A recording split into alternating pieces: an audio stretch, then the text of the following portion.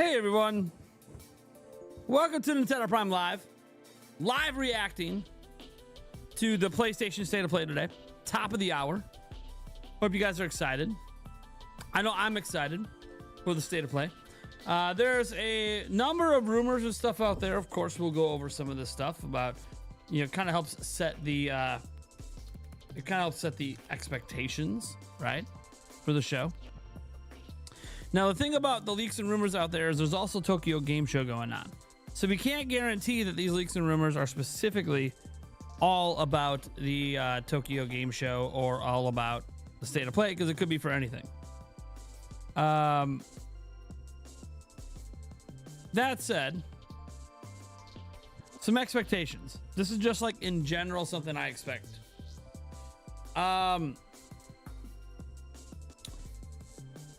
Well, you know what? No, let's get into the leaks and rumors. I think this is the best way to start. So, according to Deal Labs, Alan Wake 2 is the headliner for a PlayStation Plus October Essential lineup. Probably getting it announced today.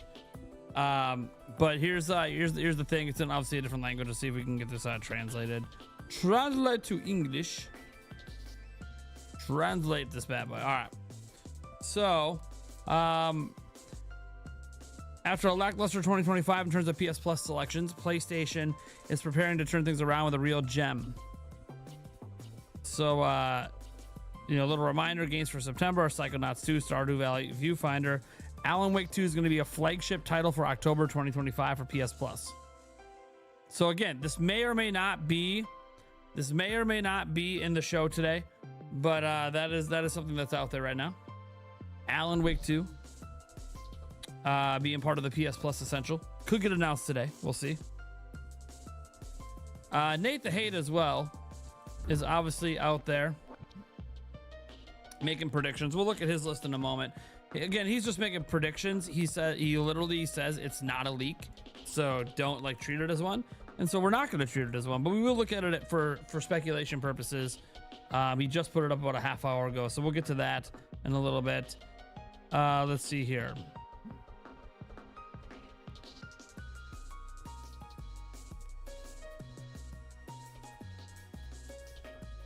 So, according to a big anime leaker,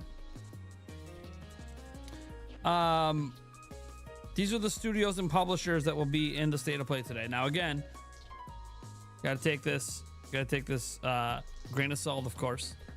So, Ilphonic, Gung Ho, Code Vein 2, Pearl Abyss, that'll be Crimson Desert. Shueisha Games, Xbox Game Studios, EA, and ZA/UM. Again, though, it's just a rumor. You know, there's nothing definitive there. Let's see.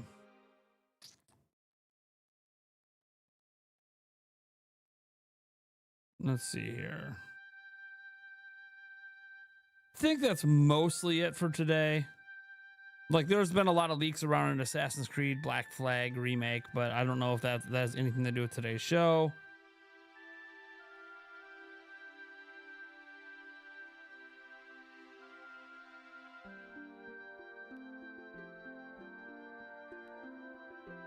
Yeah.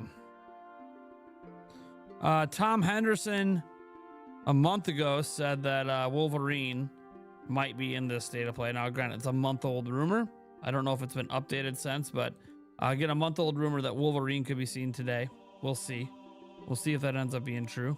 An official reveal rather than the game leak that we had earlier. So there you go. That's kind of what's floating out there right now. And then we have the Nate the Hate stuff, which we'll get to here. His predictions. Again, he says not a leak. You know, a 2D God of War, so like a side-scrolling God of War.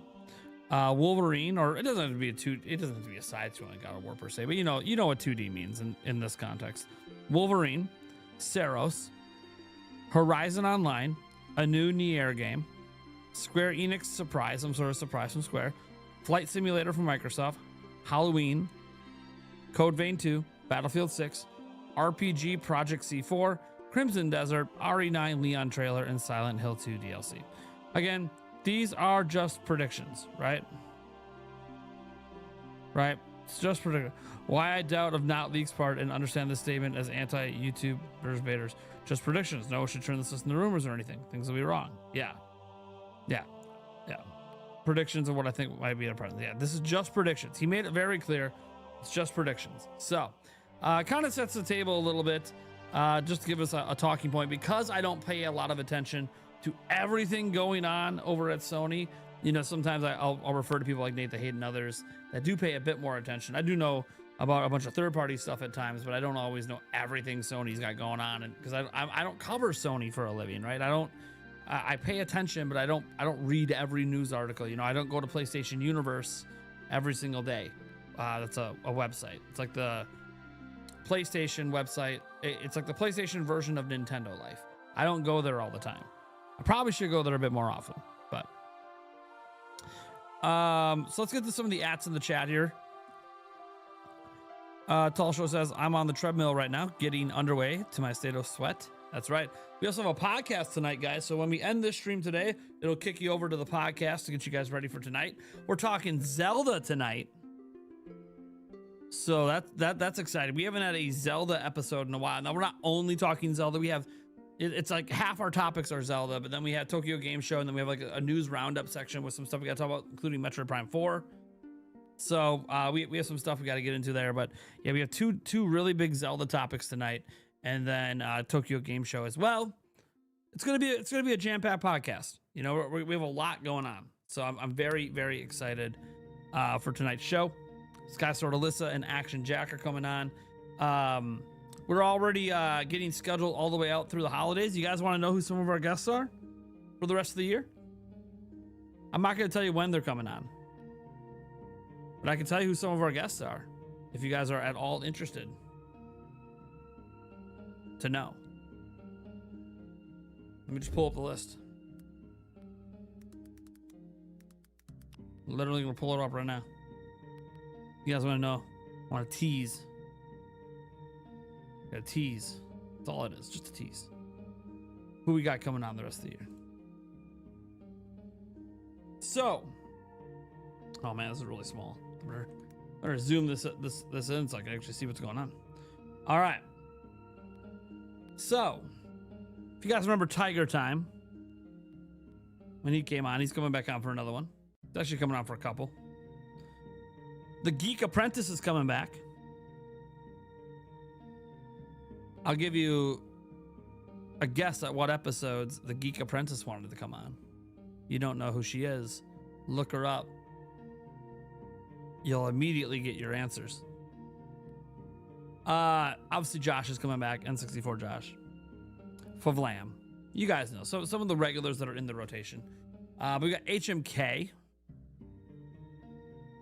Okay, nice to have him come back. Obviously Metal Dave 64, Hoops and Hip Hop, they're coming on. Kiwi Talks is coming back. He's actually going to be, something he said is going to be in our podcast today. But Kiwi Talks is coming on. Reese Riley, the maybe #1 video game interviewer in the world. He's heard and knows a lot of devs. Celia B. It's not her real name. She's different last name. But Celia's coming on from Yacht Club Games. Josie Woe is coming on. Don't have the date even locked down for her yet, but she is coming on. Let's see here. Andres Restart. You guys miss Andres? You miss Andres Restart? I know I missed Andres Restart. Really did. I really missed Andres Restart. I'm glad he committed to an episode. He doesn't commit very often, but he committed to an episode. Very excited to have him on. I know he'll show up because he committed. He gave me an exact day and everything, so he's planned for it. We have Mr. Robot Joe. You guys remember him coming back on?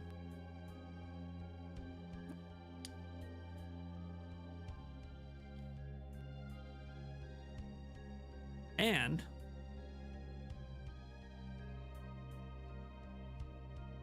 Andre from Game Explain is coming on.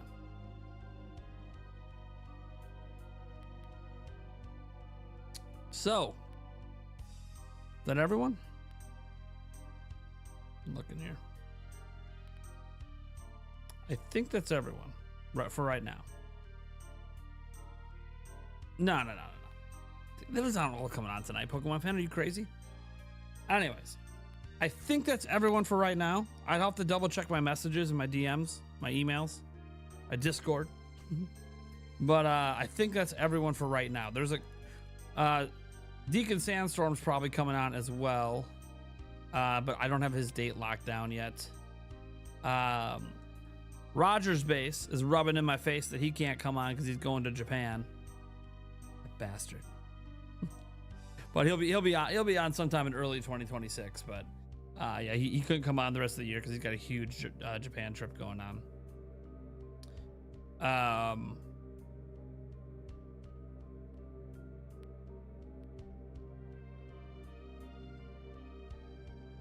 You know who hasn't been on in a long time? Nick with no K, but he's not going to be on it for a while either. But I've been talking to him. Nish Quick Pops potentially could be coming on, but it's only going to be if a certain something happens. Don't know why he needs that certain something to happen, but you know. So yeah. And I believe Attack the Backlog wanted to come on, but he hasn't actually given me a date, so I can't really say much about that. So anyways, that's the list. You guys don't know what days, what weeks, and that's fine. You have to tune in every week to find out who's coming on the next week. I mean, look, you tune in tonight, you'll find out who's coming on next week. Our first episode of October.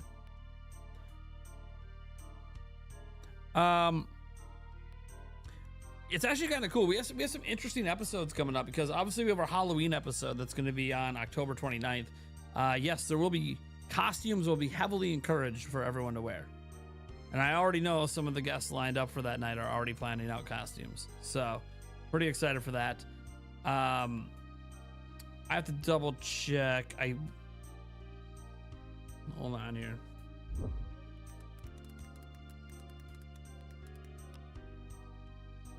Yeah, we have an episode right before Thanksgiving, which we would anyways because we have episodes every Wednesday. So we might do a Friendsgiving episode then. I'm not really sure what the plan is for that yet, but that's all the way in November, of course. Obviously, we have episodes that surround the Game Awards. We have episodes surrounding all the different game releases. We got lots of stuff going on. We got a really, really busy next few months for the podcast. We have a lot of things lined up. A lot of special things. I can tell you right now, our Christmas episode is so the way it lined up this year is that our Christmas episode landed on Christmas Eve. The problem with it landing on Christmas Eve is that all of us have families and stuff going on Christmas Eve. So we had to move the show. We're moving that show to the day before. So we're going with the 23rd. So that one will actually be on a Tuesday, which is very unusual. But again, we had stuff going on. So we had to move it because obviously family takes priority over the show. But you know what we also have this year? And I don't know when we're going to ever have this again. This is crazy. Let me go see what year this happens again. Because this is wild. Oh, it's going to be a while, isn't it?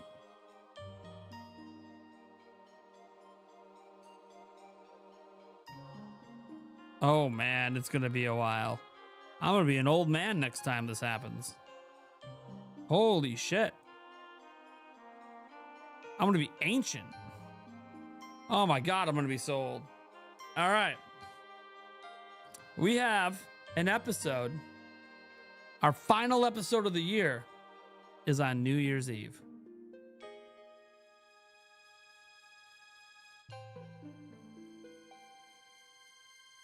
It's going to be like 7 years until it's on New Year's Eve again. And I've never done a podcast episode on New Year's Eve. So, it's going to be interesting. It's going to be interesting. You know what's really cool, too? We can end the New Year's Eve you know, and the New Year's Eve stream. I could still go out and celebrate New Year's Eve at a bar because we have a really nice local pub, just like walking distance, like a few blocks away. Just go over there, get our drinks, get our shots in. Yulia and I do our whole midnight thing. Look, it's gonna be fun. It's gonna be fun regardless. We're gonna have a great stream that night. We're not gonna be going till midnight in all of the different time zones and all that in the U.S. Now, it's gonna be a normal show. But we're basically going to be, you know, recapping the year that was and talking about our excitement for the year ahead. Although most of the excitement for the year ahead will be saved for the next episode. But yeah, it's kind of crazy. Yeah, but we're not going to be going to midnight in all time zones. We may hit midnight Eastern. We might hit midnight my time. We won't hit midnight Pacific. But we might be cutting that one short as well. But we're still going to be doing it. It's probably just going to be the 4 of us because we're not gonna make guests. You know, skip New Year's Eve parties and friends. So we'll see. Unless for now, I'm assuming we're not moving that show. We've talked about it. Everyone seems committed to it. So I don't think we're moving that show. So I'm pretty sure New Year's Eve is on like Donkey Kong. All right, let's get to some more ads here. It'll be fun to actually see the Wolverine in the next God of War with the Egyptian theme. Sure. Rax32 says, if Nintendo Prime can love all consoles and praise them for the pros and cons, why can't the haters do the same and be quiet? Because right now, people that are really negative on Switch 2 don't see any positives. All they see is negative. Even Donkey Kong Bonanza, they'll be like, oh yeah, you got Donkey Kong Bonanza, but then look what they did with the DLC. LOL. Like right now, they just can't see anything positive about it. Oh, all your Switch 1 games run better? LOL, Switch Pro. Okay. That's a positive that all the Switch 1 games run better though. Like factually, that's a good thing. If they didn't run better, that would suck. So it's literally factually a good thing. It's undeniably a positive, but you twist it to a negative. But regardless of it being a Switch Pro or a Switch 2, the game should run better. You know, just like PlayStation 5 and PlayStation 4.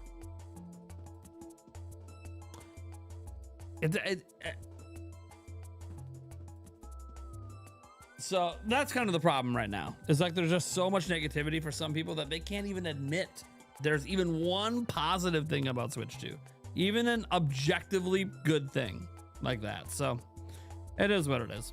Can't worry about that crap. All right. Byzantium says a white hat looking fresh. Thank you. Yeah, I gotta get a new white Nintendo Prime hat. I don't know what happened to I literally can't find it. It's been missing for like 2 months. But we'll get a new one. But hey, I have a white podcast one. So with my new PAX 2025 shirt. Shout out to PAX. They gifted this shirt to me and a few other things. Shout out to PAX. Devin, get the tables. Setting up the table. How are you today? I probably won't be able to make it to the stream tonight. That's all right, Warscene. Podcast tonight. I'm doing all right. You know, it's been, I don't know. I mean, yeah, I'm fine. Let's keep it moving. Nintendo Amy, have you heard about the Grand Theft Auto 6 rumor that it might come to Switch 2? I have not seen any updated rumor on it coming to Switch 2.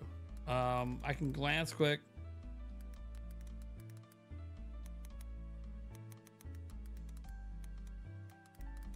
I haven't seen any new rumors. Nothing new. So if there's some new rumor, I haven't seen it or heard about it. I guess this is the story here. Is it on Gamer Ranks? Let me see what the sources are on this.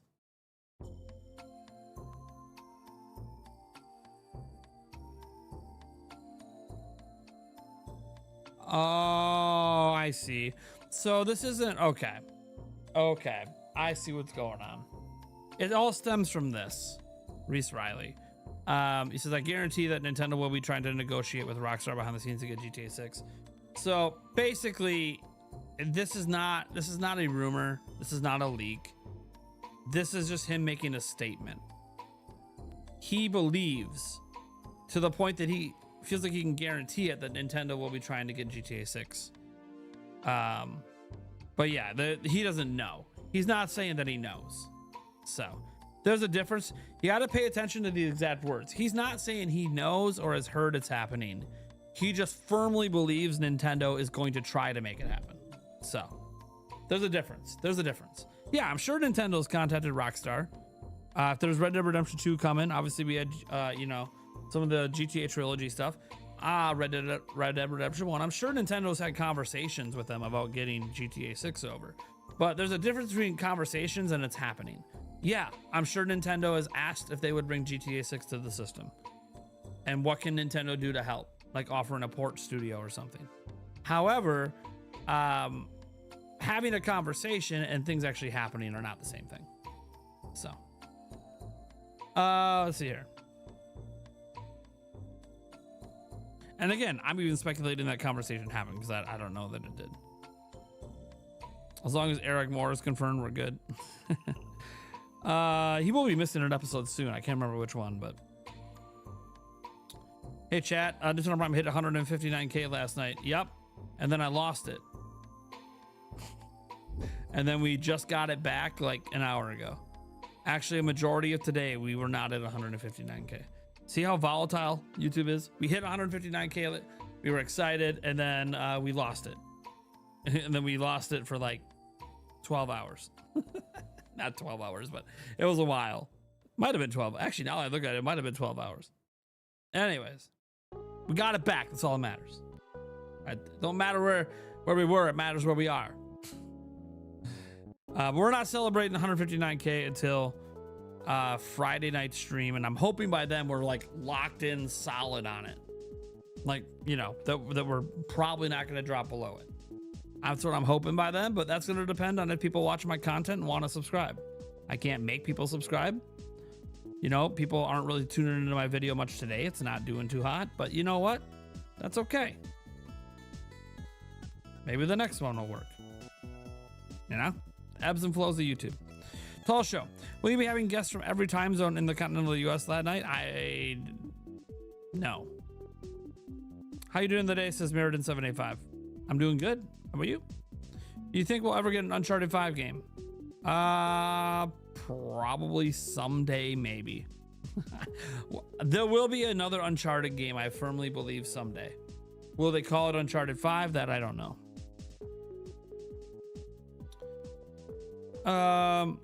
This being during TGS and on their schedule, I can't really see them announcing any of the big Western titles. Probably a lot of Japanese things. Okay. Cool. Did you guys know Resident Evil 9 is being demoed on Switch 2 at Tokyo Game Show in like a few hours? Like people can go hands-on with the Switch 2 version of RE9. We're gonna have footage. Of course, I want to note here. There's an assumption we're gonna have footage. They would not let us record Resident Evil 9 at all at PAX West. And from what I'm being told, it's basically the same demo. Now the demo kicks ass, so it's a really fucking good demo. However, I don't know that you're going to see any footage pop up online because they might not be allowing recording. So I want to be very clear about that. Don't like expect to see footage. If we do, that's awesome. But I don't expect to see footage personally. But it would be nice. It would be nice. May I suggest a poll? How many new games announced in this state of play? Also be revealed later today to be coming to Switch 2. Probably none. Oh, what is this? Members only. Wait, this is new. So I know I can do members only live stream, but what is this? I gotta check this out. Members only live stream. Schedule your live to switch to members only. There is an existing redirection on this video. Yeah, I'm redirecting to the podcast. What does that have to do? This is confusing. How is this a new feature? If all it is a redirect to another live stream, well, fine, let me get rid of my redirect. Fine, I'll delete the redirect. What is this? I want to see what this is. I want to click on it and see what happens. All right, my redirect is gone. Now what? There is not an, okay, let me refresh. There is definitely not an existing redirect. I just deleted it. Okay. Schedule a time when your live stream will switch to members only. Just the members at a level you choose will be able to keep watching. Non-members can become members to join in the fun. Okay. Look at this. Okay. I love when it says click on learn more. This is the page it takes me to. Hey, learn more about this feature. You can't learn more about this feature. We have no information.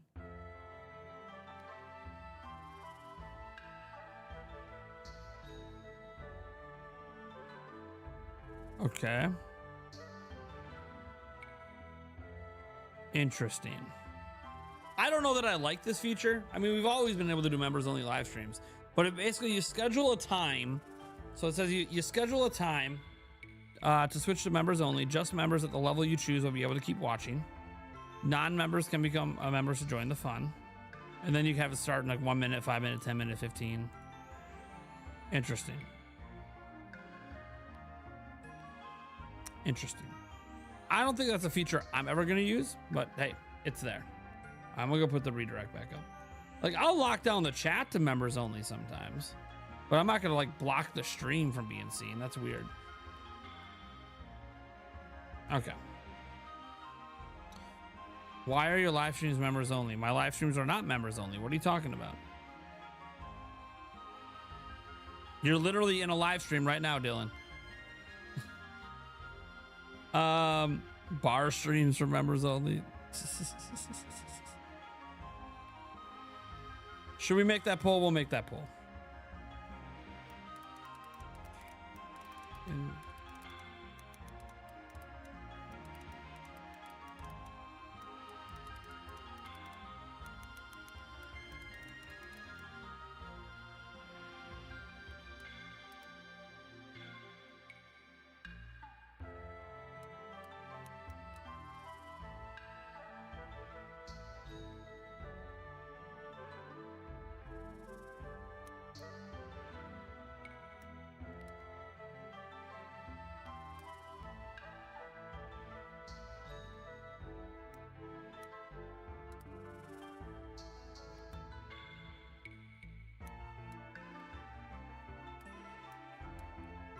All right.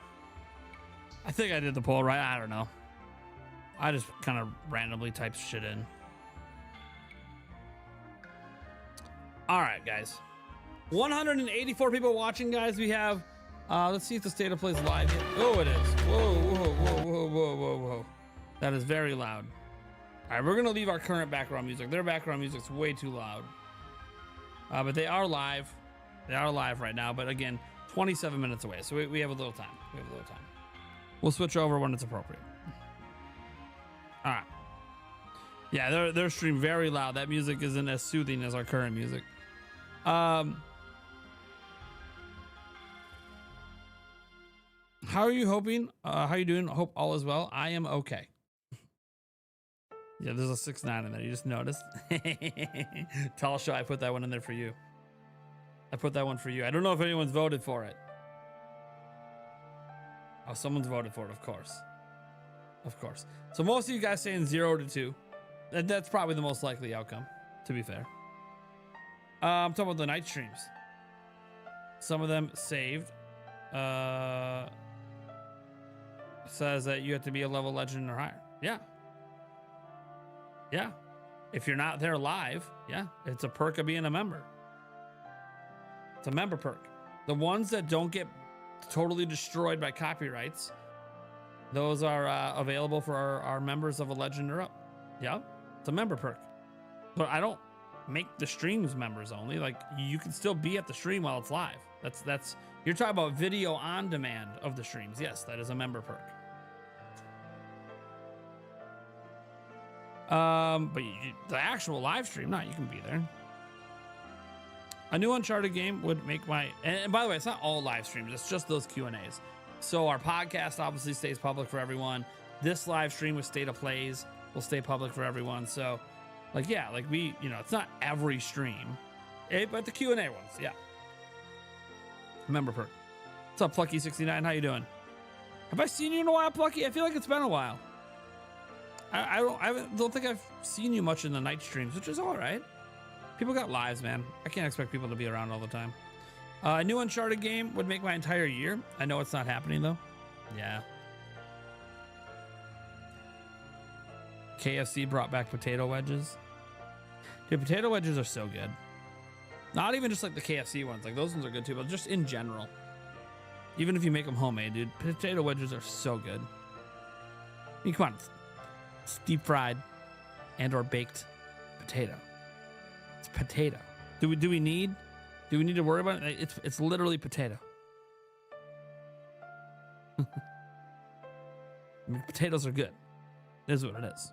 Are we having potatoes today? No, we're not doing potatoes today. I'm trying to think what we're having for dinner. We're doing spaghetti, meatballs, and garlic bread for dinner. Let's see here. A new Uncharted game would make my entire year. I know it's not happening though. Yeah, I understand that. Plucky says, been a few early work stuff, coffee shops open early. Yeah. No, I hear you. Yeah, you gotta do real life first. I don't expect people. My streams, this is my job, not your guys's. I appreciate when people are around, but I know, yeah, work, family, all that stuff takes precedent over any sort of live streams I'm doing. No live stream I do is more important than you having your own life. I'm just happy that people care enough to show up sometimes. Today's officially your 22nd birthday. Okay. Well, you know what we got to do. You know what we got to do, Dylan. Hold on. I can't. That's right. I'm like, I don't have this music on my thing. Hold on. All right, let me pause that. All right, Dylan, here we go. Happy birthday to you. Happy birthday to you. Happy birthday, happy birthday, happy birthday to you. Happy birthday, Dylan Banning. All right, back to our regularly scheduled program. There you go. You know we got to do it, right? We do it for anyone who has birthdays in the chat. At least we try to. Obviously, someday it might get out of hand where we have like thousands of people watching and there's like 25 million birthdays going on. And I'm like, oh my God, I'm just singing happy birthday the whole stream. But we're not that big yet. We may never be that big. So we're going to rock it the way it is. Tom Grassi does a once a month members only Q&A live stream as one of the perks. Yeah. Tom Grassi, he's a cool guy. He does a lot of stuff. He's got a great channel. I like Tom. Did he hit 900K? He was really close to 900K last I checked. I'll be really happy when that guy gets to a mil. He's on his way. Maybe he'll even hit it this football season. He's on his way. I have to point out that only Midwesterners really like potato wedges. Aquatoad, here's what I say to that. You know why only Midwesterners like potato wedges? Because most of the country hasn't tried potato wedges. It's just like when I'm told that like people don't like cheese curds, and when they talk about cheese curds, they're talking about like the cold ones that you buy in the store, right? And that's fine. Those are cheese curds. Those are legit. You say cheese curds in Wisconsin? No. We ain't talking about the cold ones at the store. We're talking about deep fried cheese curds, baby. And they're fucking delicious. Breaded deep fried cheese curds. But when I go other places in the country, they don't know what the fuck I'm talking about. They literally have no idea what they are. I'm like, what do you mean you don't know what deep fried cheese curds are? We just call them cheese curds here. We don't even call them deep fried. And I want to say, it's not the whole country. Obviously, parts of the country know what brats are. Parts of the country know what cheese curds are. Parts of the country obviously know what potato wedges are, right? So I'm not going to sit here and say it's like the whole country. But it's just because they haven't had it. The moment they try it, look out. Look out. Because potato wedges and fried cheese curds. Again, we don't call them fried cheese curds here. They're just cheese curds. Yes, we have the cold cheese curds, but we have the fried one. We don't make a distinction. Cheese curds are cheese curds, baby. And when you say it, usually it means the fried ones here. But yeah, you can buy the cold ones. We have those. We're the dairy state. Of course we have them. What's up, big dog? You demand. But basically, when you order cheese curds at any restaurant or any bar and grill or anything, it's always gonna be fried ones. They don't serve the cold ones. Cold ones are usually what you'll have at home.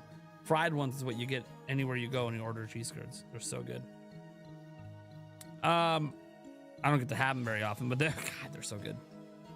What's up, big dog? How you doing, Jimmy Jam 2K7?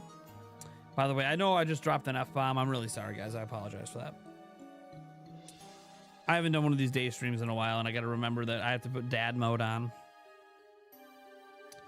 So sorry to any kids watching. Dad mode is now on. I won't swear the rest of the stream. Culver's cheese curds or Walmart deli hot case? Oh, dude, Culver's. It's not even close. I've been to Lambeau for a Niners game before. The curds are like none other. Dude, and the curds at Lambeau aren't even like the best ones. Like, they're good. Don't get me wrong. It's really hard to mess up fried cheese curds, but the ones at Lambeau are good. But there's way better. But yeah, cheese curds in Wisconsin. We have so many different kinds as well, dude. My favorite are garlic Cajun cheese curds. Oh my gosh. You put a plate of those in front of me. Dude, I will devour it like I'm a dog starving and just got a bowl of food. just it's so good. That's why I don't order them very often, but there's a few places that have them around here and I'm like, oh my God, they're so good. Stephen Sullivan has donated $500 and says, did you use to give out the animated cookie at the end of your videos? No, not an animated cookie. What we used to do is rain cookies down upon you for subscribing to the channel or something like that. Can't remember exactly, but it wasn't like at the end of the video. It was towards the beginning of the video. You know, if you subscribe, you know, cookies will rain down on you or whatever, and we'd have like Oreo cookies raining down and stuff. Yeah, we've never done like an at the end thing that I'm aware of or that I remember anyways. Yeah, Mike says, yep, the garlic Cajun, awesome. I drive a semi like it in Wisconsin. Yeah. The garlic, dude, if you haven't had the garlic Cajun ones, I mean, you gotta obviously like garlic and you gotta like spice, but God, it's good. It's so good.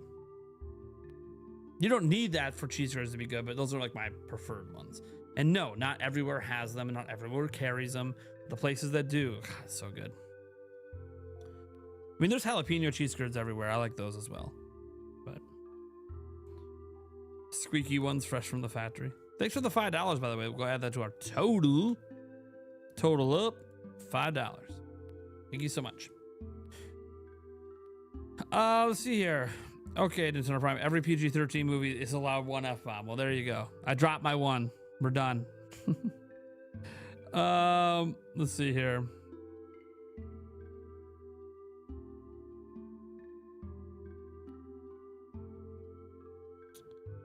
So the real question is, do you soak your brats? All right, so here's how I do the brats. Okay, this is always a huge debate in the Midwest, especially when we're doing our tailgating and just grilling out at home or wherever, right? How do you do your brats? Right, you grill them. That's not an option. You are grilling your brats. Yeah, you can make them in a pan. There's other ways to make them. Obviously, you know, things happen. But okay, here's how we do them here. All right, this is how my family does them. Not everyone. Look, this is literally a huge debate at every cookout because everyone thinks their way is the best, right? Okay, so there's two methods for people who don't. Well, there's actually technically three methods. The third method is shitty. I don't see it very often, except sometimes at tailgates. So there's three methods, guys, to make that people make brats, right? Beer is always typically part of it, right? You either soak the brats ahead of time, kind of like you're marinating them, right? And then you grill, eat, whatever. You can grill them ahead of time, then put them in the beer. And I'll talk about why that makes a difference as well. And then also there's people that kind of try to do like a grill in like a foil pan with a light layer of beer in it. Now the beer always has like onions or whatever in it. Okay, so those are like the three popular methods to make brats that involve beer. Obviously you could just make it without the beer. Okay. So the way me and my family does things, and I'll explain why. We grill them first. We grill them till they're almost cooked all the way. almost. They got a good sear, and they're almost cooked all the way. Then we plop them in some slightly boiling beer with onions cut up in it. You can also technically cook them all the way and then put them in. I mean, look, not every brat's cooked the same. Some of the brats are done. Sometimes you have a brat that burst. It is what it is. All right. And then we put them in there and we let them soak and boil in there, just on a light boil for about a half hour. And then we turn the heat down, turn the boil off, just leave it on, keeping it warm. Now, why do we do it that method? So I've done all three methods. I've done like the marinate style where you're soaking them. Sometimes even sometimes boil them a little bit before they cook them. I have found that soaking them / boiling them before I put them on the grill tastes exactly the same as when I just put it on the grill without doing it at all. And I know why that happens. Brats have casings on them. That's how they stay together. If the casings don't burst, you're not actually soaking in any of the beer.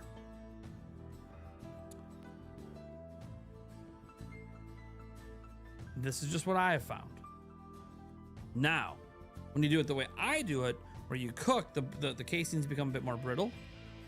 Sometimes there's even slight bursting. And then when you put it in, some of that beer flavor soaks into the brat because you already cooked it. And so then when you take it out, you take it right out of that beer and slap it on your bun, you still get that beer flavor. Just a slight beer flavor. The brat is the dominant flavor. You're not looking for the beer to be a dominant flavor. You're looking for it to just be sort of an accent flavor when you bite into it. So that's why I do it the way I do it.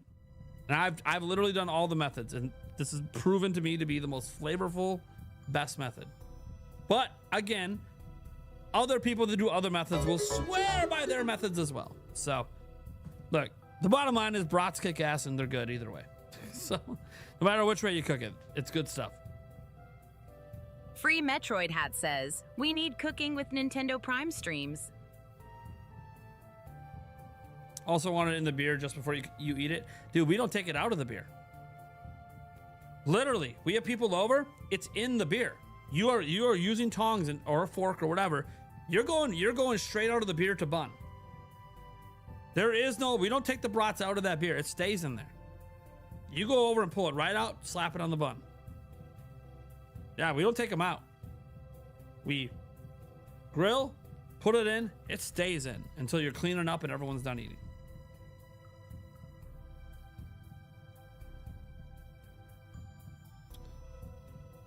And we even keep some of it too. Like when there's leftover brats, you pour some of that beer, like a broth kind of on the bottom. So next time you go heat it up, you don't have, you can heat it up with that beer. Anyways.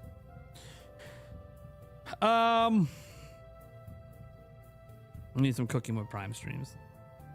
Yeah, that's probably not going to happen. One, I have no real interest in doing it.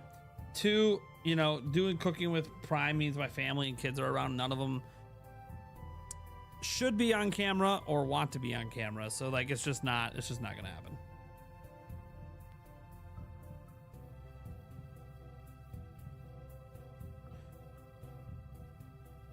Yeah, Caroline. And if you, and I know some people do the poking method, right? They poke it before they soak it. I've done that as well.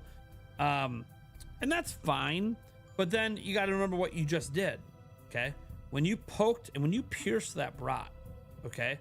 Yes, you did let beer soak in, right? But now your brat is pre-pierced. So the moment you put it on the grill and it starts to heat up, it's gonna squirt everything out of it. You're gonna lose all those juices. Now again, it's still gonna have a slight different taste. I've just found that it's a little better doing my method. And again, you can even cook it to the point of bursting. In fact, sometimes that's beneficial. It kind of depends on what kind of brats you're cooking. Some are obviously thicker than others, some are longer than others. There's a whole lot of variance, especially when you're getting brats from like a butcher. The best kind of brats to get, of course, from your local butcher. But you can get the ones from a store as well. It's fine, whatever. But like the ones from your local butcher are always the best. If you can get one from an actual meat market. And obviously, me, I go for the flavorful ones. You have the Jancs, you know, the pepper jack ones. You got you know, jalapenos. There's Cajun ones. There's a whole, you know, you can tell I like my spice and my flavors. But I mean, just standard brats are fine too. Bourbon burgers, yeah, those are good too. But I like my smash burgers the best, to be honest. I just wish someone else would make them for me. I don't want to make them for myself. But my smash burgers are awesome. Very flavorful. They're good. Not good for you. Heart attack on a plate. But damn if they're not tasty. We talk about all this food I basically don't get to eat, so. I will again someday. Once we're done with the surgery and everything's all good, yes, I will get to freely eat all this stuff again. It's gonna happen. All right. Let's see here. Am I hyped for the state of play? I'm very curious about it. Yeah, I don't follow Sony news close enough to know like what's going on, but this is basically their Nintendo Direct, so I'm very excited. Obviously, Sony has a lot of games that are third party, so that also can make it exciting for Nintendo fans because there could be stuff coming to Nintendo. So yeah, we'll see. Orem, why is Nintendo, why is Borderlands 4 delayed indefinitely for Switch 2? Well, as they said, they still need to work on it. It's not ready. It needs more polish. They want to add cross saves. So yeah, it's not ready. Look at how it launched on other platforms. It didn't launch well. Well, yeah, take some time, get some better polish in, make it right. Give us a good experience at launch. What are smash burgers and why are they called that? Because you smash them while you cook them.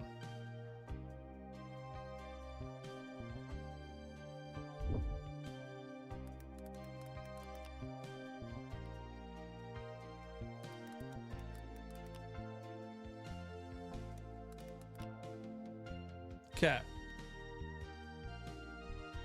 All right.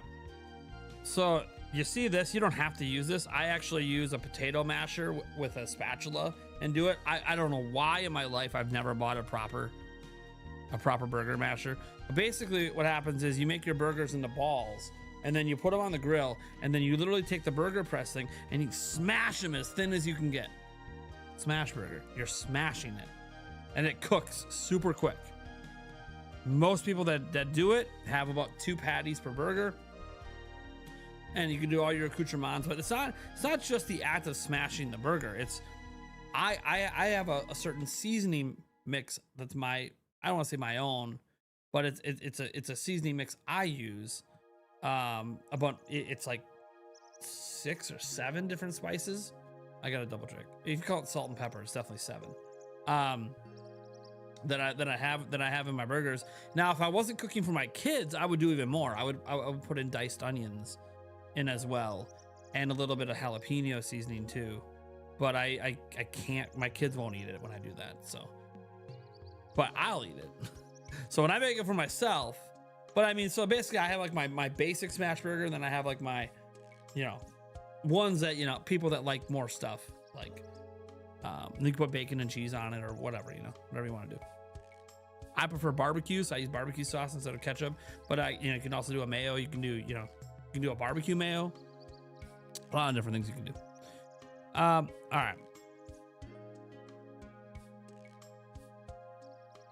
right. Scarlet and Violet clearly weren't ready, and that those games came out. Well, sure, yeah.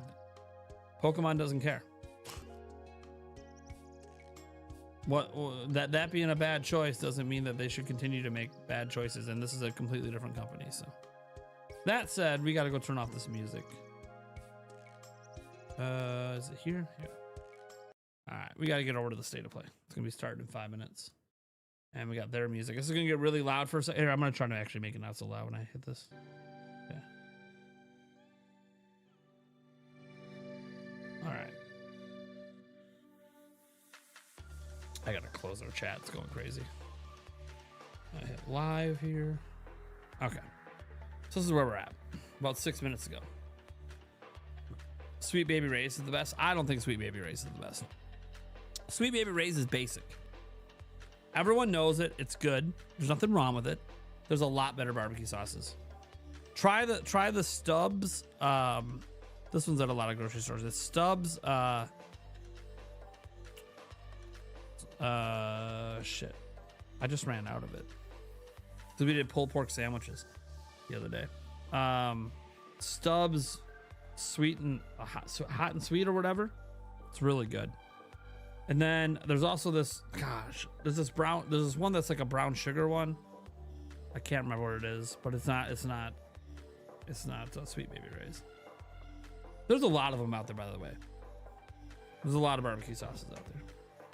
The Sweet Baby Ray's is good. I'm not like dissing Sweet Baby Ray's. I've had my fair share of Sweet Baby Ray's, man.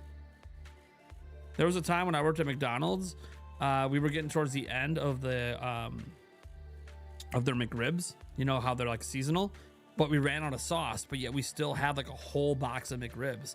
So our store manager did something you're not supposed to do at McDonald's. He went out to Walmart and bought giant jugs of Sweet Baby Ray's. So for like the last 3 days that we had McRibs, they were in Sweet Baby Ray's. And I gotta say, after having like a month of the other sauce, the Sweet Baby Ray's like refreshed how good these things taste. So you get kind of, the reason they make it seasonal is you get kind of sick of their sauce. But then you change it to Sweet Baby Ray's, which we're not supposed to be using, and suddenly it tasted great again. Oh, that was back when I was like 24. That the store manager they were not supposed to do that, and we were not supposed to tell anyone at the time that they did it, because they would have gotten huge trouble with corporate. Because you absolutely were not supposed to use the competitor's barbecue sauce that they don't have licensed. But he didn't want to waste the food. He would have to throw out the whole box. So we basically would have to be done with the McRib, and yet we still had the buns. We had the buns for the box. We had that. We just didn't have the sauce. And you know why? It's because everyone around here, when they order a McRib, they ask for extra sauce. Because, yeah. You know, why wouldn't you want extra sauce? You don't want a dry, you want a saucy McRib. People ask for extra sauce. That's why we run out of sauce, because everyone always asks for extra. T4 Enkazord has donated $2 and says, I'm telling Ronald. That's all right. That guy's not a manager at McDonald's anymore, so I don't care. He doesn't even work there anymore. So. Stubbs? Yeah. Yeah, Stubbs. It's Stubbs, and it's like a hot and sweet or sweet and hot or something. I can't remember. It's not spicy. It's not a spicy sauce. It's very good. But and then I have another brand. There's a completely different brand that's in like a squirt bottle type. That's a brown sugar. I literally can't remember the name of it. It's one I just tried. I got it. Might have got it at Costco. I know it wasn't Costco. Might have been Festival. I don't know. Anyways, I saw I wanted to try it, and it's also really good. Don't get me wrong. Nothing wrong with Sweet Baby Ray's. There's just other brands that I find to be slightly better.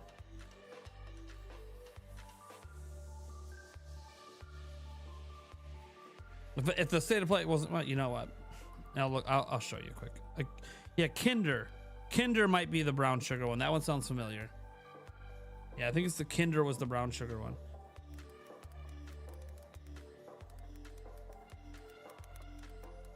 I'll show you the sauce quick. Sweet Heat. That's what it's called. Here you go. It's called Sweet Heat. I'm not logged in, am I? No, I'm not. So it's this. It's called Sweet Heat. That's the Stubbs one. It's so good. The Stubbs is other good ones, but that's like the best. The Sweet Heat. Anyways. And then the Kinder is the one that has like a squirt bottle kind that's this brown sugar one that's really good. Anyways. Yeah, the Stubbs Sweet Heat. I was on the Instacart. I don't know why that's the first website that popped up. Instacart, but I know Stubbs is national because I've seen when I've been around and I've gone to like Targets and grocery stores in other states. I've literally seen Stubbs in their store. So I'm like, okay, so this is like a national brand. It's not something that's just local to where I'm from. Because sometimes you get like local things that are only here. But yeah, I've done Kinder's Hot Honey. I like it slightly better than Mike's Hot Honey. They're both pretty close, but Kinder's, I give it the edge. My favorite hot honey actually comes from a pizza joint in Seattle that makes a homemade hot honey that's so good. But again, it's a homemade hot honey, so I can't buy it anywhere really. It's just one of those, you only get it when you're there.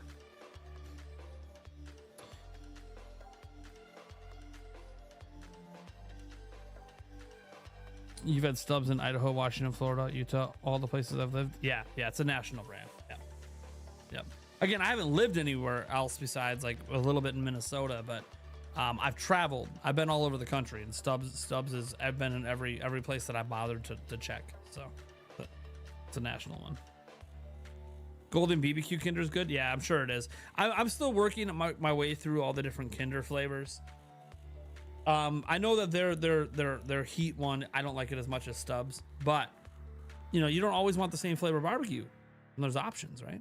So here we go. Program contains mature content, may not be suitable for all audiences. Because I might not be swearing anymore doesn't mean that they won't. All right, we gotta turn the volume up on this.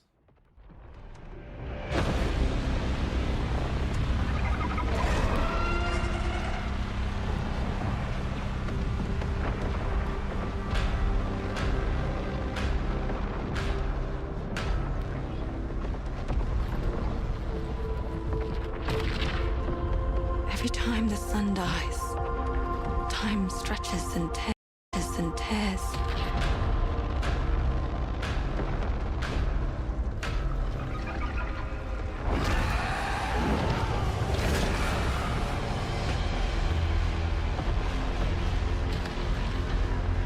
What is this?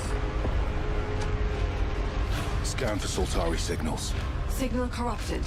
Approximating. This is a new IP? Is that the thing from the ridge? Confirmed. You better stay out of my way. Hey everyone, how's it going? I'm Gregory Loudon, Creative Director at Housemarque. Today we are thrilled to show off this first look of gameplay for Saros running on PS5. Saros builds on Returnal's award-winning action and tells the emotional and haunting story of Arjun Devraj's drive for answers on the shape-shifting planet of Carcosa.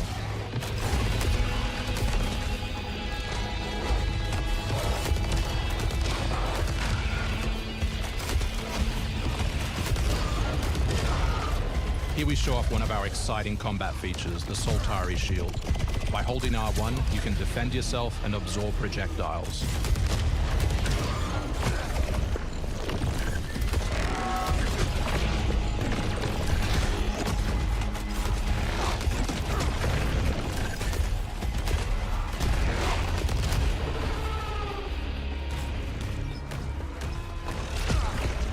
By absorbing projectiles, you can now hit back hard using your power weapon. By holding the adaptive trigger on L2, you'll be able to destroy enemies using Eclipse-driven weaponry.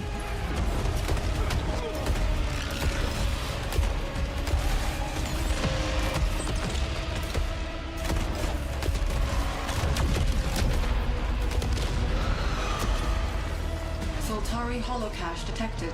Mark it on the map. Here is a Soltari hololog, where you can learn more about lost Carcosa. I'll try to forget.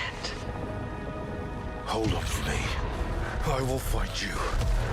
I promise.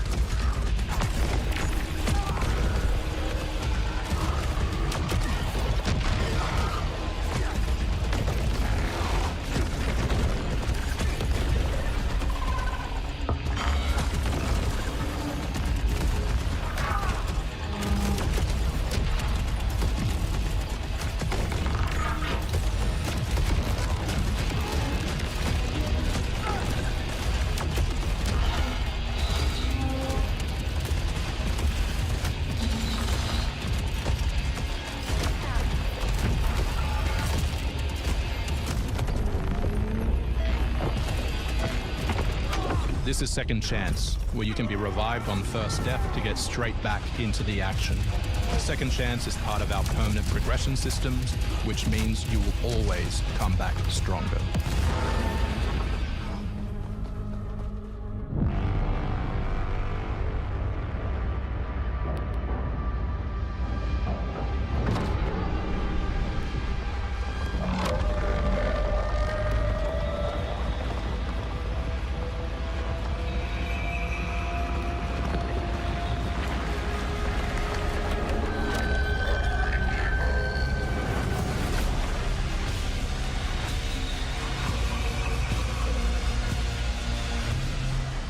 the sun is forever. We hope you loved that first look at gameplay. We're looking forward to revealing more on our mysterious and moving story and our amazing ensemble cast of NPCs in the coming months. Next year is when you'll be able to play Saros on PS5 and enhanced for PS5 Pro. Thanks for watching. We can't wait to share more from all of the team working on Saros.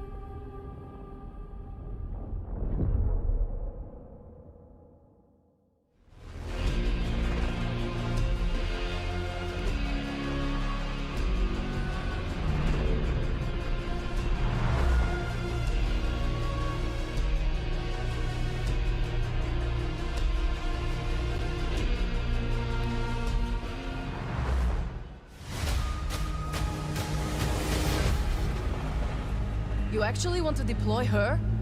You cannot be serious. Cascade is one of our most highly trained operants. She's been shelved for 5 years. The parties marked her as a failure. She won't have to do it alone.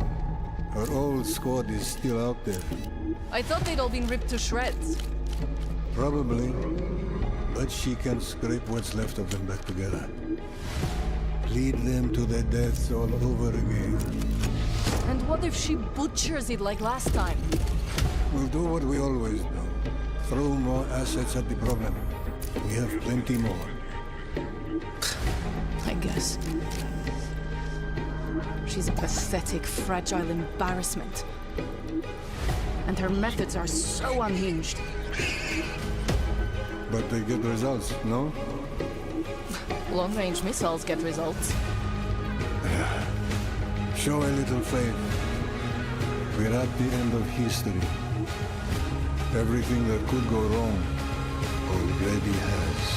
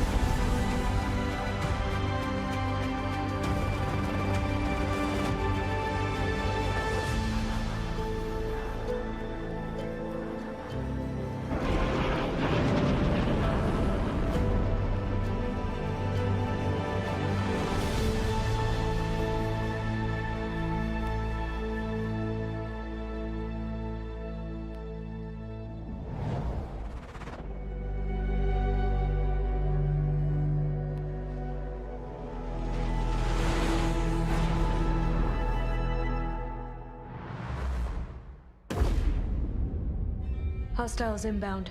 100 meters in closing. I got 2. East side. Moving right to left.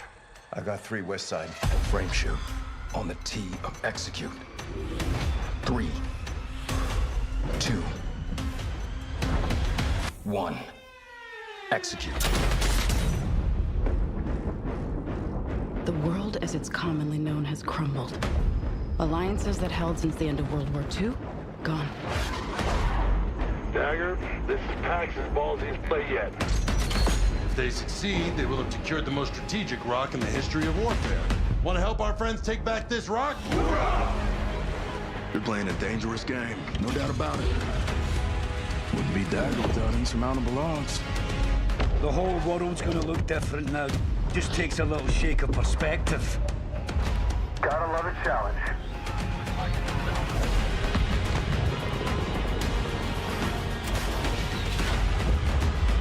Stand by for re-attack call. Light him up!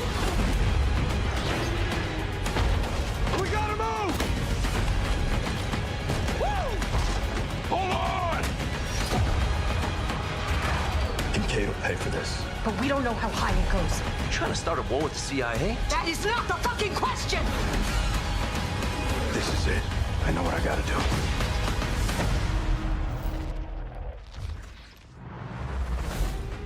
Hey everyone, I'm Sean Benson. And I'm Sid Schumann. Sean and I are back to share news and release dates for games coming to PS5. But first, thanks to EA and Battlefield Studios for that new look at the single-player campaign for Battlefield 6. It launches October 10th on PS5. Now, let's celebrate one of my favorite games of all time, which is marking its 25th anniversary this year.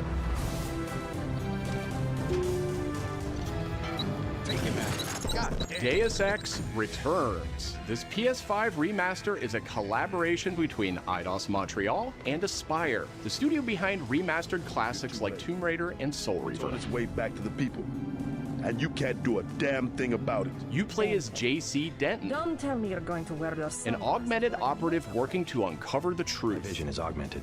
This new version adds enhanced visuals, overhauled controls, and support for key PS5 features like haptic feedback.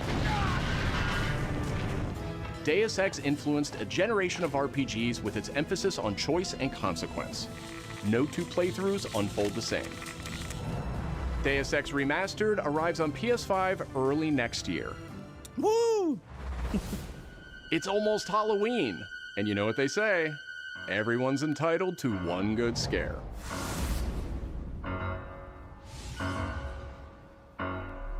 Death comes to Haddonfield in Halloween the Game, a tribute to the John Carpenter classic. The team at Ilphonic invites players to an asymmetrical horror sandbox where you can play as a civilian survivor or Michael Myers himself. In each game, it's up to you as survivors to save these hapless townfolk or to hunt them down as Michael Myers. He possesses unique abilities like shape jump, allowing him to move around the map unseen and pop out where you'd least expect him.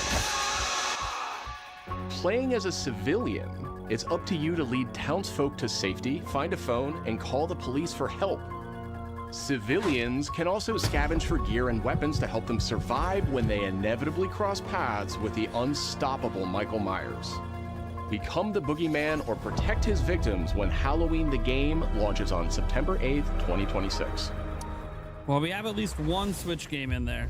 Switch 2 game or Two whatever. big announcements from Deus 11th Ex. Hour Games. First, their hit action RPG, Last Epoch, is in development for a PS5. This celebrated dungeon crawler is known for its extensive skill customization, deep and rewarding loot system, and massive time-traveling world. You'll battle through the past, taking down gods and toppling cursed empires to save the world from its ruined future.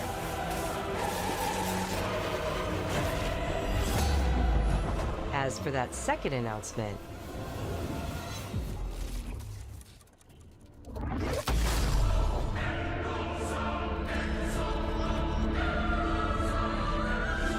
Last Epoch's first major expansion, Orobis, will arrive at the same time as the upcoming PS5 release.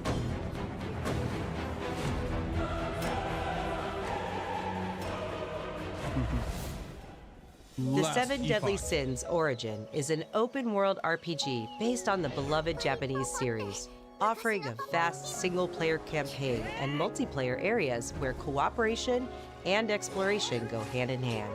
Follow in the footsteps of Tristan, the Prince of Britannia, and play an original story you can experience only in the game. Capture creatures, go fishing,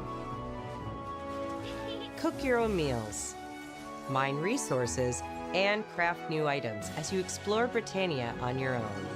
Or step beyond the open world to tackle dungeons with a team of up to 4 other players. In a multiverse that transcends time and space, original heroes join forces with beloved characters from the series to embark on a grand adventure. Venture out alone or with friends when the 7 Deadly Sins Origin arrives on January 28th.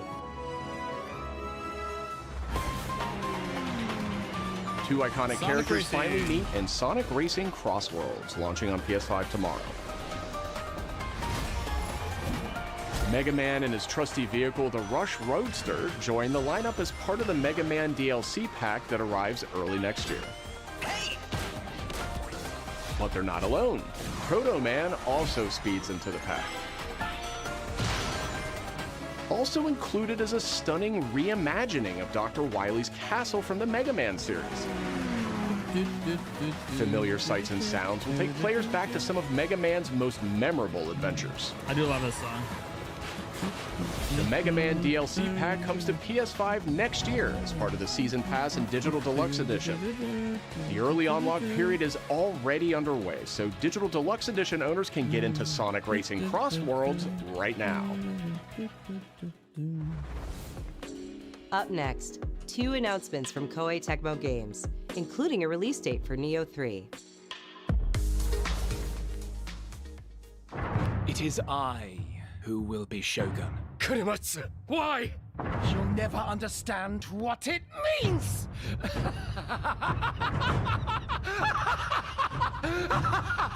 I am Himiko. On my honor as queen, I shall defeat Kiriko. My timeless friend, I trust you. Nothing will stop me from becoming Shogun. So long as this dark radiance exists, my fight will continue. I am the Shogun.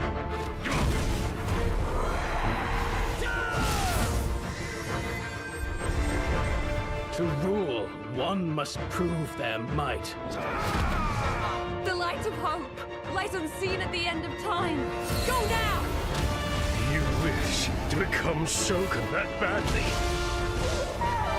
Maybe you don't want it enough. What makes a Shogun anyway? Takachio! Strength and superiority are what make a Shogun, and I have both! Strength alone is not enough to end this war! Neo 3. February 6th.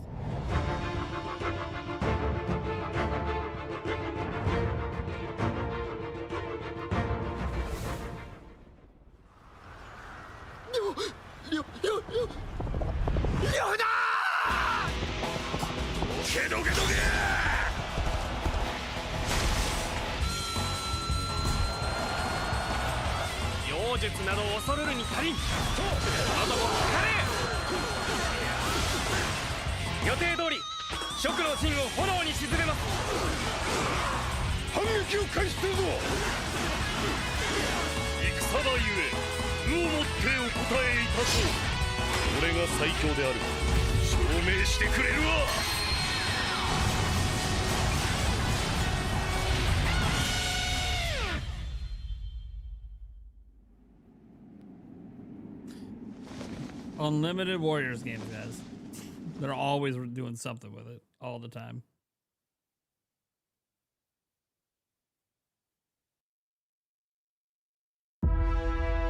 Another world snuffed from existence. Warriors game I care about comes in November.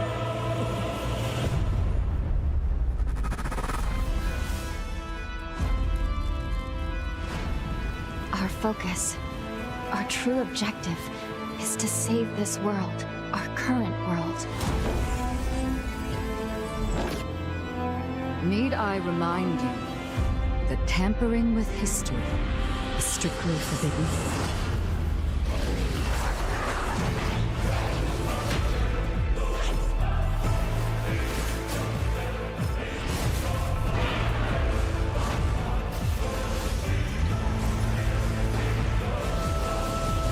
It's time I faced my past. Let's go.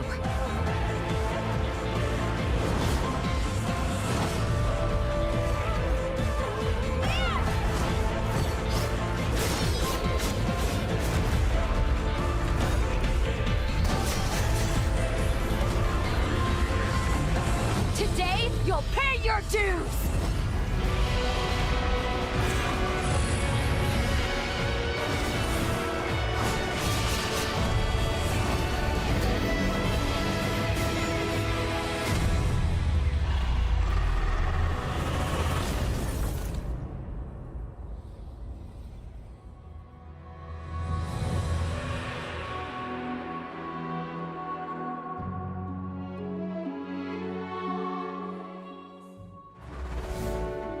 Back in June, we debuted Final Fantasy Tactics, the Ivalice Chronicles, right here on State of Play.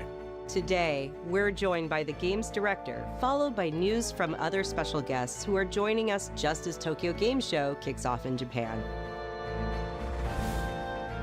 皆さんこんにちは。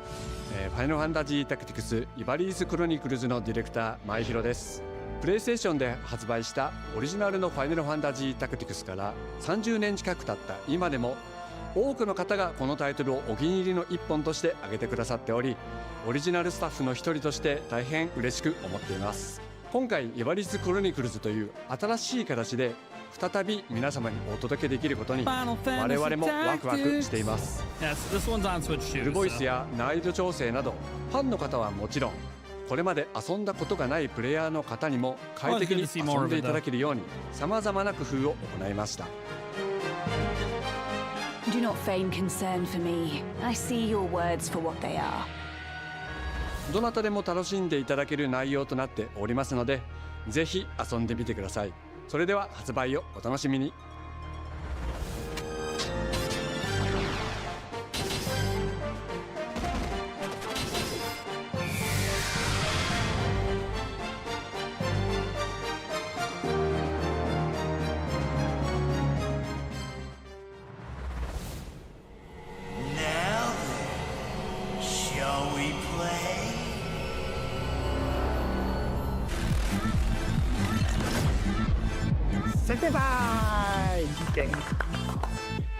アンクルさん、いよいよ発表できる時が来ました。はい。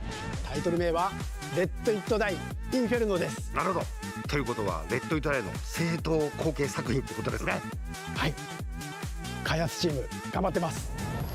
このゲームは近接アクションとローグライトを軸に PVPVE の仕組みを取り入れたいわばエクストラクションアクションゲームとなっています。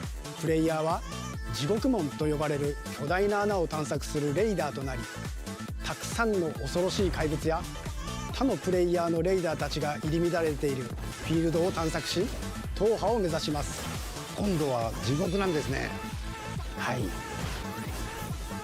探索で手に入れたアイテムを持ち帰るため無事生還したいところですが、死亡すると全てロストしてしまいます。所持品だけではなくキャラクターのボディすらロストします。相変わらず理不尽だね。はい。レイダーたちは探索とボディの入れ替えを何度も何度も繰り返し、一番強い自分を作り上げてどこまで潜れるかを競うのが醍醐味となっています。皆さんに新たな面白さを感じてもらえると嬉しいです。キャッツ。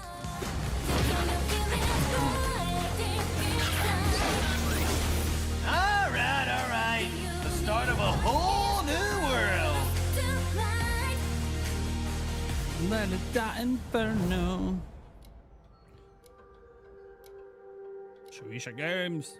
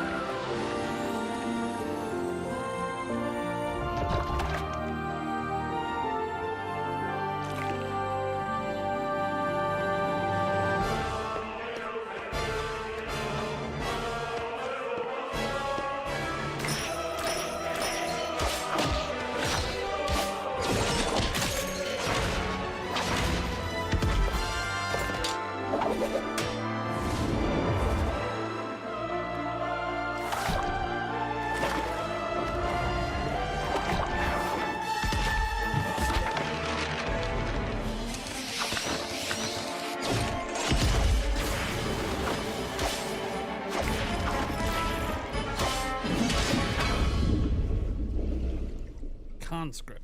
The Endless Line. All right. Looks all right. デスクワークスディレクターの藤井智です。集英社ゲームズプロデューサーの山本です。完全新作クロノスクリプトエンドレスエンド世界初公開映像いかがでしたでしょうか。本作は洋館を訪れた編集者が終わらない物語が描かれた原稿用紙にとらわれてしまいそこから脱出をするという探索型 2D アクションアドベンチャーゲームとなります。手書きのペン画というアートスタイルをベースに奥の深いダークファンタジーとして皆さんにお届けできる予定です。終わらない物語がテーマですが開発はしっかりと終わらせます。クロノスクリプトエンドレスエンドは2026年発売予定です。さらなる続報をお楽しみに。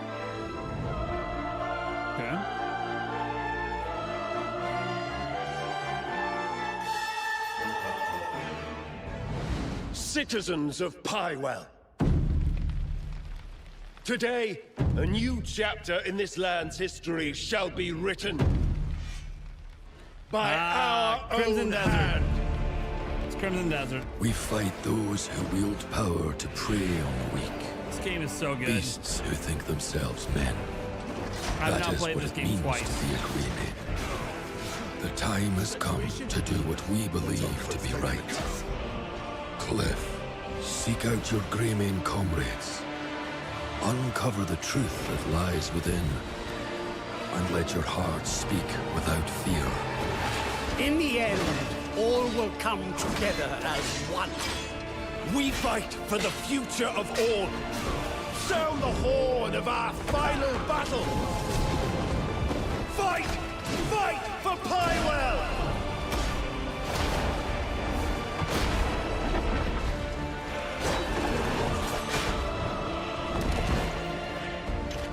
Your fight is not for revenge, nor glory, nor pride. This is your power.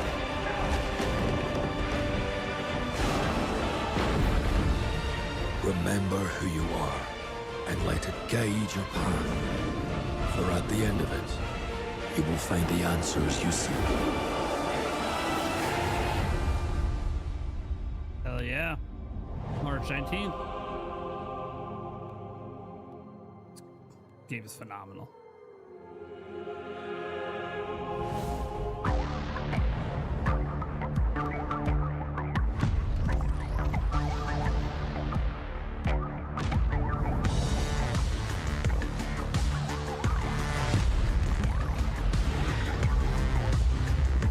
Oh, they really using this to advertise desktop speakers? I'm sorry.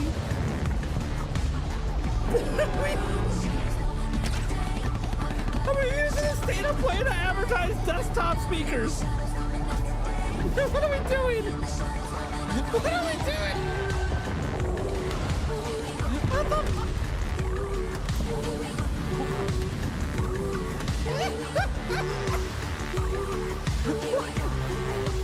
I'm not even saying the speakers are bad.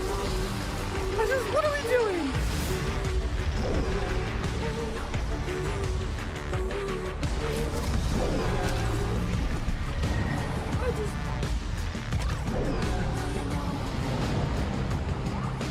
Yeah, they're probably good speakers. I want to be clear. I don't think they're bad speakers. Haven't used them, right? Like, it's one of those things that's so hard to advertise because you have to hear them. It's just, I don't know. I might pick myself up a pair because I do need some speakers for my computer, maybe. But like, it's so weird. Hi event everyone, to advertise I'm Brett them. Elston. And I'm Kristen Zatani. That was your first look at the Pulse Elevate wireless speakers, which bring the PlayStation audio and chat experience to your desktop with planar magnetic drivers and PlayStation Link wireless technology. Visit Sure. PlayStation blog for even more details. Yeah, these are probably Now, like let's check in on $300 what's at next for PlayStation Plus. Up first is the October monthly games lineup. Especially The 'cause they're, like, creepy and wireless captivating speakers Alan that Wake you can 2 dock. arrives just in time for spooky season, with Goat Simulator 3 and Cocoon rounding out the list. These all arrive for PlayStation Plus Essential members on October 7th. Is it $175? Do they have the prices up? You remember me? $175. I might get us that. just because I do need some new speakers. The anyways. Last of Us Day is And this they're Friday, wireless. September 26th. As part of Naughty Oh, you're Dog and guessing, okay. PlayStation's annual celebration of this beloved series, we are thrilled to confirm the addition of The Last of Us Part 2 to the PlayStation Plus game catalog. We don't let anybody stop us. Come out and fight! It's not that I'm surprised For Sony's had PS5 speakers. I members, just this don't know why includes it's The here. Last of Us Part 2 Remastered, the definitive way to experience Ellie and Abby's story, alongside additions like the roguelike survival mode, No Return. Yeah. Our update to the PlayStation Plus Classics catalog is extra exciting for fans of fighting games and the number 3. Tekken 3 from the original PlayStation and Soul Calibur 3 from the PS2 are coming to the service later this year. Also arriving this year, another all-time classic from the PS2, Tomb Raider Anniversary. All right. And up next, a special message from the creator behind one of PlayStation's most iconic franchises.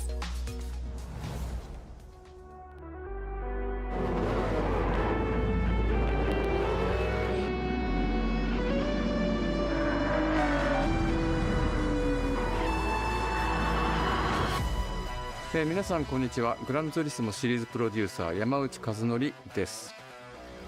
本日はですね、皆さんにすごく素敵なアップデートをお伝えできることを大変嬉しく思いShare an ます。 update with me. この2025年の6月25日に、なんとグランツーリスモの、累計売上本数が1億本を超えたそうです。1億本です。この1億本を超えるってすごいことだなって、作ってる僕らも思うんですけれども、この1億本を、超えたことを記念して、この年末にですね、僕らはグラントリスモ7のスペック3のアップデートを行う予定です。スペック3のアップデートには、2つの、レーストラック、フォーミュラ1でも使われているトラックであるとか、あるいは8台の新しい車であるとか、新しいサーキットエクスペリエンス、あるいはデータローガンのフィーチャーであるとか、それ以外のさまざまなゲームフィーチャーの大きなアップデートを予定しています。皆さんのおかげで、30年かけてグランツーリスモは1億本を達成しました。本当にありがとうございます。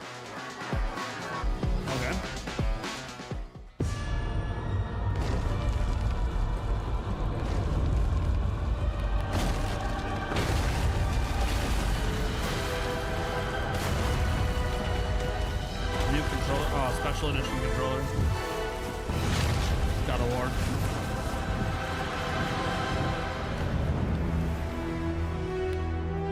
Alright.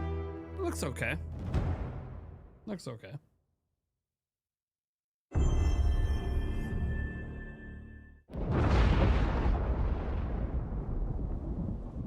Been fighting God of War. longer than I can remember. It's gotta be God of War. No, it's not. I thought they followed the controller up with the trailer, that's why. Wolverine, okay. Finally, the real reveal of Wolverine. Finally. Even though it's been leaked forever. Alright. Here we go. I'd like to say now you got my attention. The trouble just has a way of finding me. But I'd be lying. Doesn't matter where I go.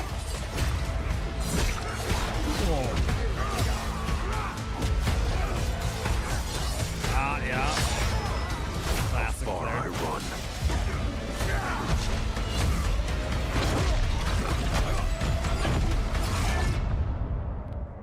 Death's always waiting.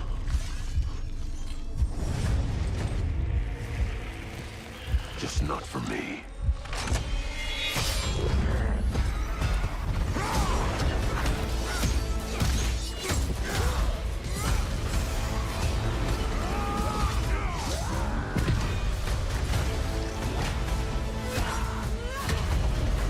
Because I ain't no hero. I'm Wolverine. There we go. Just coming out anytime soon. 2026 fall. Okay. So it's like their holiday title next year. All right. So their big holiday title is going to be Wolverine. Cool. That was a good announcement. It's about time. Very high budget game.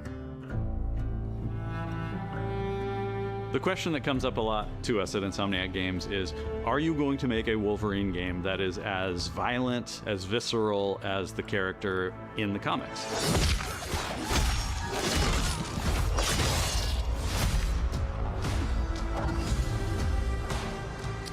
Working with Wolverine is interesting because part of the route to who he is that he's an unreliable narrator. He has gaps in his memory. So Wolverine doesn't really remember a lot of his life, and that's got to be an extremely frustrating aspect. He's this ball of rage and fury, but then he could turn on a dime, and he could be very, very kind and tender in the next moment.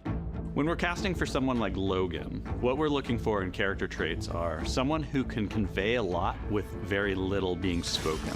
When you have that first moment that we show in gameplay, there's so much emotion that you can feel behind his eyes. He looks relentless, he looks gritty, he looks angry, but also he looks maybe a little sad. That level of acting and being able to just deliver that performance with believability across both spectrums was something Insomniac, ourselves, we all agreed he's the one. We don't need to see anybody else.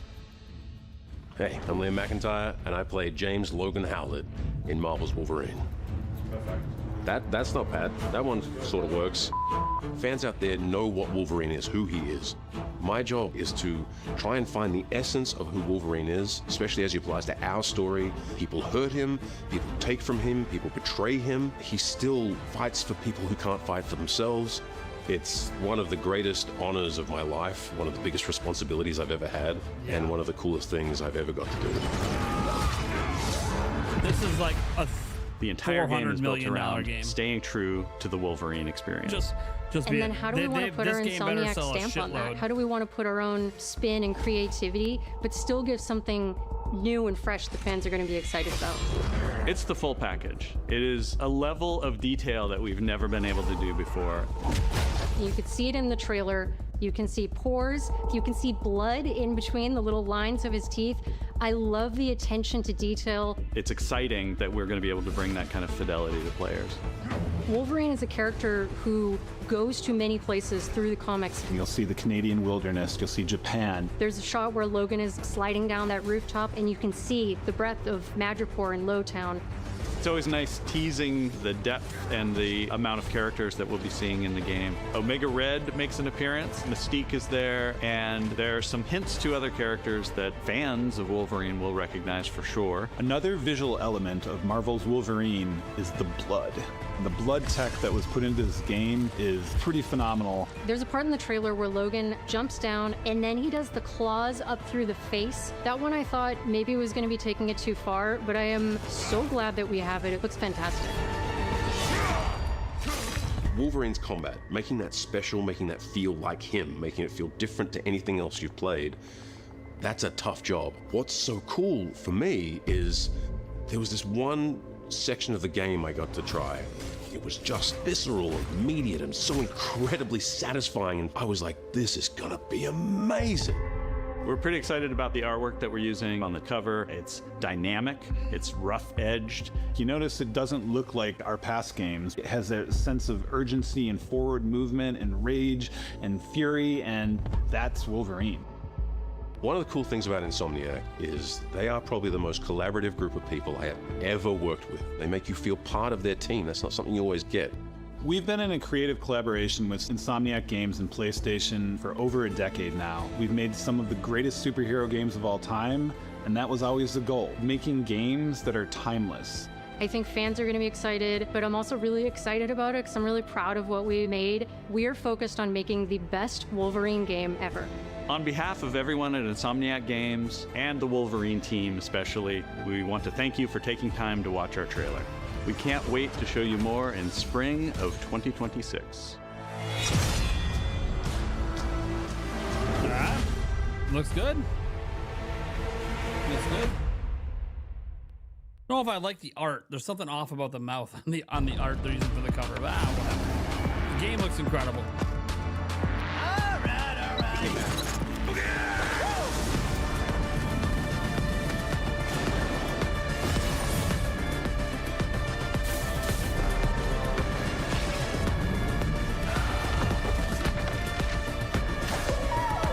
Maybe you don't want it enough.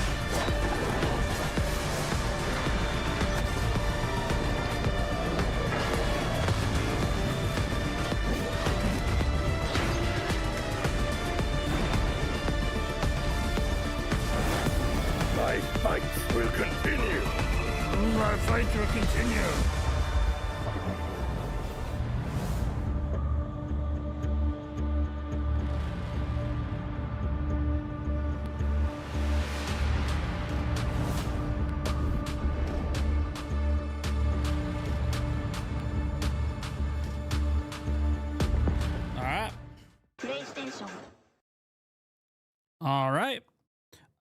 So some thoughts. I thought it was a pretty solid show. You know, I'm not a huge PlayStation person, obviously, so not every game they showed appealed, but I would probably give the show a solid B. You know, you have Wolverine. Obviously, that's like the big showcase one. Really excited. Really excited for Wolverine. Probably more excited for Fire Emblem Fortune's Weave, but again, that's just a matter of taste, right? Like, I'm gonna love both games, so I'm gonna play both. I'm gonna beat both. I'm gonna love both, just for different reasons. That said, for the most part, a lot of the games they showed, like, I'm not gonna end up buying a lot of them. I might pick up Crimson Desert, but I was kind of already sold on it before the show. Yeah, it's nice to see it again, but besides that, like, there just wasn't a whole lot in the show that I'm buying specifically because of PlayStation. Some of it I'm just buying in general.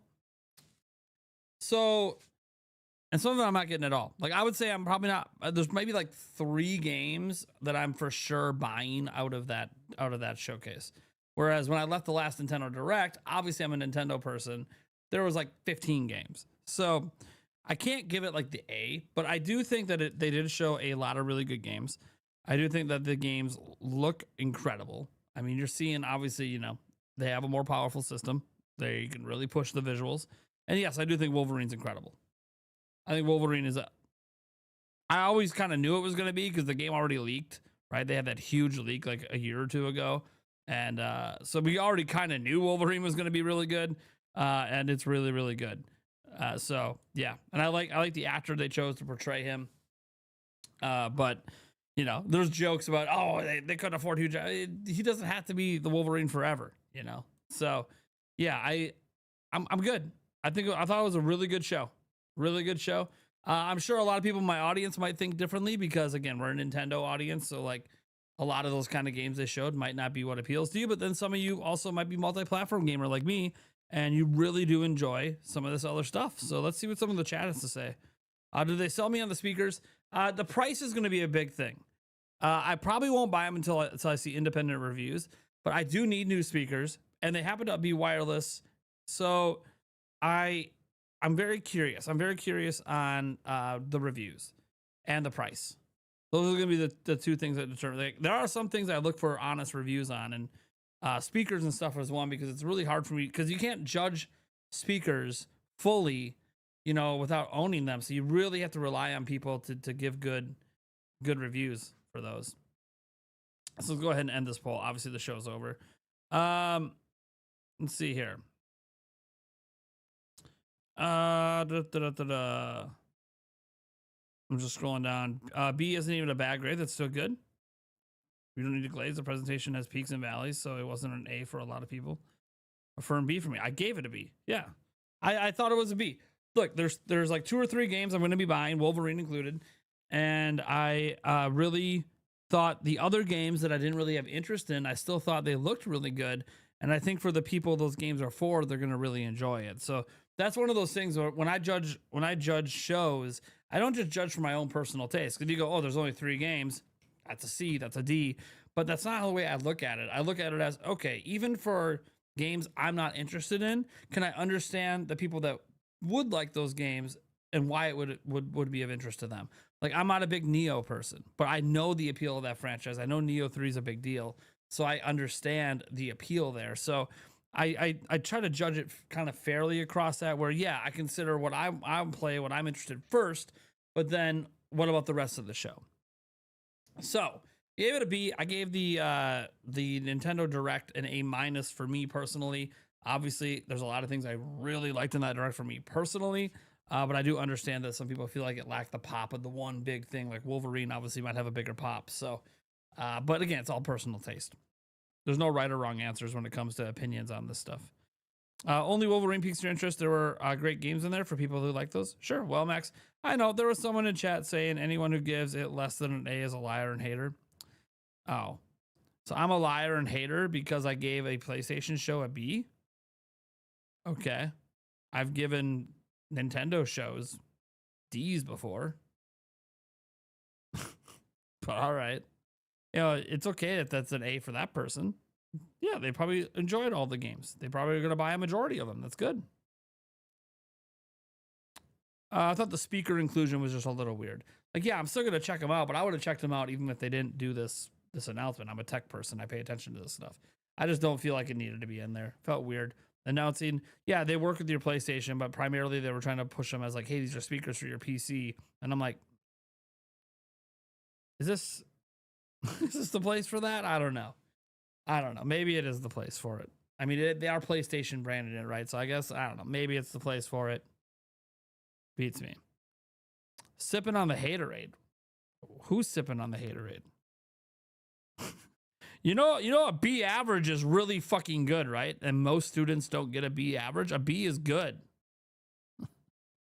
I don't. Anyways. Like, what are we doing? How is a B hating? You know, B is not hating at all, man. That's a very good grade. It's just like when people say a game sucks and it has like an 85. I'm like, what are we doing? Okay, how could a game, LOL, like a game you haven't played, by the way. So let's put it from that perspective. A game you haven't played, you're basing if it's good or not based on reviews. The game has an 85 on Metacritic and OpenCritic, and we're like, oh man, that game sucks. LOL. I'm like, what the fuck are you talking about?